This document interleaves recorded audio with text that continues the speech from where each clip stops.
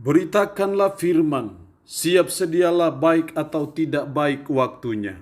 Shalom, puji Tuhan, kemurahan Tuhan menghantar kita ada lagi pada perenungan firman Allah di hari ini.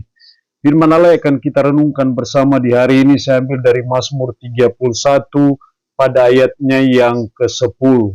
Firman-Nya berkata demikian, "Kasihanilah aku ya Tuhan, sebab aku merasa sesak, karena sakit hati mengidaplah mataku, meranalah jiwa dan tubuhku."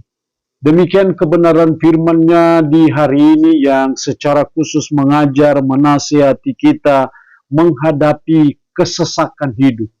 Saya percaya kita pernah mengalami apa yang namanya kesesakan hidup, apa yang namanya pergumulan hidup, apa yang namanya persoalan hidup, apa yang namanya tantangan hidup.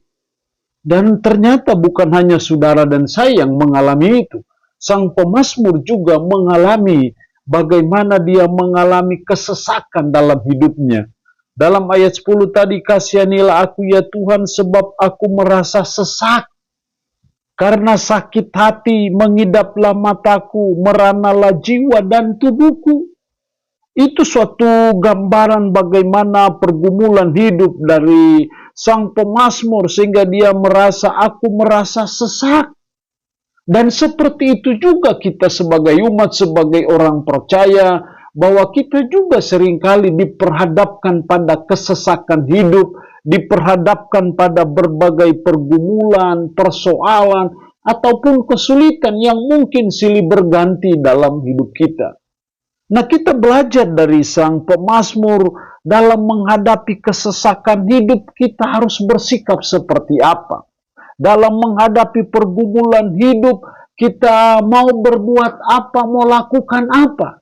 Kita belajar dua hal penting yang saya amati dari ayat 10 ini yang dilakukan oleh pemazmur ketika dia menghadapi kesesakan hidup. "Kasihanilah aku ya Tuhan." Ini suatu doa, suatu permohonan dari sang pemazmur ketika dia menghadapi kesesakan hidup.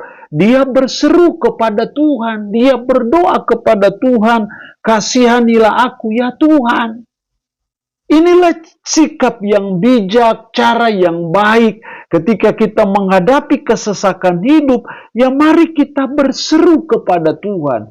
Mari kita berdoa kepada Tuhan, mari kita meminta pengasihan Tuhan, meminta pertolongan dan campur tangan Tuhan. Karena saya percaya hanya Tuhan yang bisa menolong kita dalam menghadapi kesesakan hidup. Dan doa adalah sarana perantara dari kuasa Tuhan, mujizat Tuhan, intervensi Tuhan bagi saudara dan saya dalam menghadapi kesesakan hidup.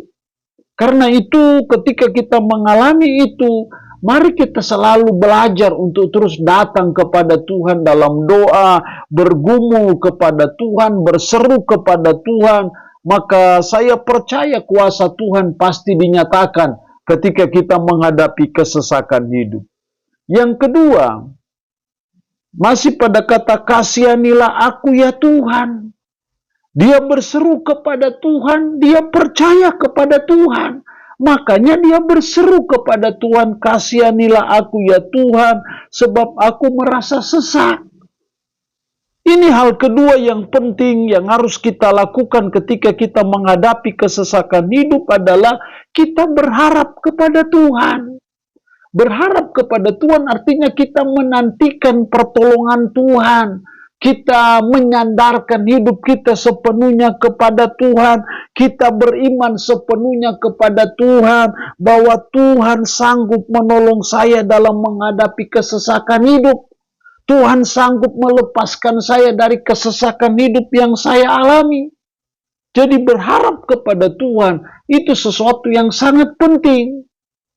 Kalau kita berharap kepada Tuhan, bisa jadi Tuhan langsung intervensi, tapi bisa juga Dia memberikan waktu karena Tuhan tahu waktu yang tepat, saat yang tepat untuk menolong kita, memberi solusi, memberi jalan keluar bagi pergumulan kita. Tuhan yang paling tahu. Tuhan tahu juga bahwa melalui kesesakan hidup ini mungkin Tuhan sedang menguji iman kita. Melalui kesesakan hidup ini mungkin Tuhan punya maksud, punya rencana di balik semuanya itu. Karena seringkali ketika Tuhan menyiapkan berkat yang besar, maka seringkali Dia izinkan kita mengalami kesesakan hidup dulu. Karena Dia tahu bahwa ada berkat besar yang Tuhan sudah siapkan, makanya Dia izinkan kita mengalami kesesakan dalam hidup. Jadi ketika kita sudah berharap kepada Tuhan, sudah pasrah kepada Tuhan, kita tunggu waktu Tuhan, tunggu saat Tuhan untuk menyatakan kuasa dan mujizatnya. Jangan memaksa Tuhan untuk harus melakukan mujizatnya, kuasanya pada saat itu.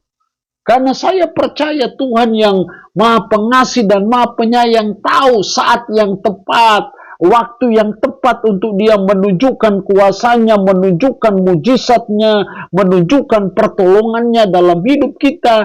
Dia yang paling tahu soal itu. Karena itu mari kita dalam menghadapi kesesakan hidup, kita selalu berharap kepada Tuhan. Dan saya percaya ketika kita berharap kepada Tuhan, ada suatu kekuatan dan kemampuan yang akan Tuhan berikan kepada kita, sehingga kita bisa tetap kuat, tegar dalam menghadapi kesesakan hidup itu.